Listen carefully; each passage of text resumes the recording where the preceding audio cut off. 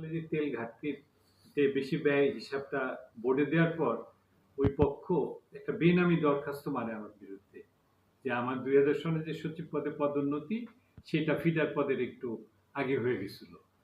যাই হোক সেটা সংশোধন হয়েছে 2000 সনে। এই ব্যাপারে মন্ত্রণালয় ব্যাখ্যা চাওয়ার পর ওই বেনামি দরখাস্তের প্রেক্ষিতে সংস্থা থেকে ব্যাখ্যা সহ উত্তর দেয়। তারপর আবার কিছু কোয়ারি দিয়ে তারা পাঠায় যে সংশোধনের প্রেক্ষিতে কোনো বেতন ভাতা কর্তন করা হয়েছে কিনা, সেগুলোও কর্তন করা হয়েছে। এটা দিয়ে আবার চিঠি প্রমাণক সহ দেওয়া হয়।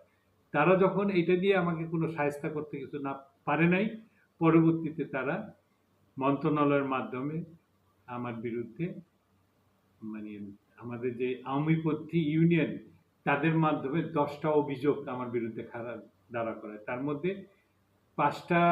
4টা অভিযোগ আমার সংশ্লিষ্টবিহীন অন্য ডিপার্টমেন্টে, তাও হইল অনির্দিষ্ট, কোনো নির্ধারিত কিছু বিষয় না, অন্য বিভাগের।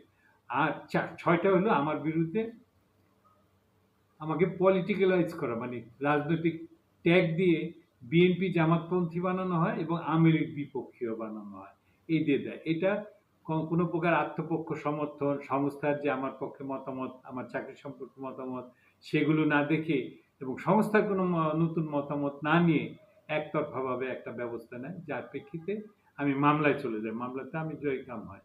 মূলত 3 নম্বর অভিযোগটা ছিল আমার যে সংশোধন হয়েছিল পদোন্নতির, সেটা মূলত আইন বিধি মোতাবেক স্বয়ংক্রিয়ভাবে সংশোধন হয়। যে কোনো পদোন্নতি যদি ডেটটা ত্রুটিপূর্ণ হয়, যে 5 তারিখের জায়গায় 2 তারিখ হয়, কিন্তু এটা 5 তারিখ হওয়ার কথা, 2 তারিখ হলে সেটা 2 তারিখ গণনা করতে হবে না, হবে 5 তারিখ।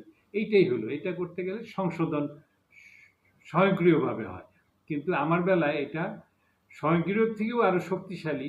তখনকার বাছাই কমিটি, তখনকার বেতন বাস্তবায়ন কর্তৃপক্ষ এবং সংস্থার পর্ষদ, এই 3টা কমিটি যাচাই বাছাই করে এটা সংশোধন করে দেয় এবং দপ্তর আদেশ জারি হয়। ওইভাবে আমার চাকরি চলমান থাকে।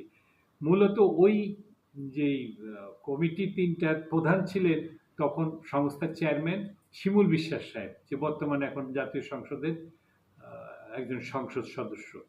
তো উনি ওইটা সই করাতে, উনি বিএনপি পন্থী এবং আইনজীবী, উনি খুবই আইন বুঝে এবং খুব সুন্দরভাবে বুঝে ঠুঝে এটা করছে। তারপরও তাকে বিতর্কিত করার জন্য মানে এটাকে বিধি ন্যায়মূলক মিথ্যা তথ্য দিচ্ছে। প্রকৃতপক্ষে বিধি আছে, এটা যে আইন উপদেষ্টা বিধি নাই বলে আদালতে মিথ্যা তথ্য দিছে, সেই আইন উপদেষ্টায় ভিন্ন কেসে এটা অকপটে নোট দিয়ে স্বীকার করে নিছে যে বিধি আছে, 2টা বিধি উল্লেখ করছে, বিধি আছে। আর এক জায়গায় বলছে বিধি না থাকলেও সংশোধনযোগ্য অন্য বিষয়ে, সেটাকে পাশ কাটানো। মানে তাদের কথা হলো যেটাকে করতে চায় সেটা আইন থাকলেও মানতে চায় না, আর যেটা করতে চায় না সেটা আইন থাকলেও মানতে চায় না, আর যেটা করতে চায় সেটা আইন না থাকলেও যৌক্তিক বলে পাশ কাটায়। সময় শিখলাম যে বাংলাদেশে আমি যদি রাজনীতি না করি, যে দল আসবে সেই দলই আমাকে বিপক্ষে বানাবে, যদি আমি নিয়ম কানুনের কথা বলি। আর নিয়ম কানুনের কথা না বলে যদি আমি গা ভাসায় দিই, তাহলে আমার জন্য সবাই জিন্দাবাদ বলবে, সবাই আমাকে সব দিক দিয়ে সহযোগিতা করবে। ধন্যবাদ।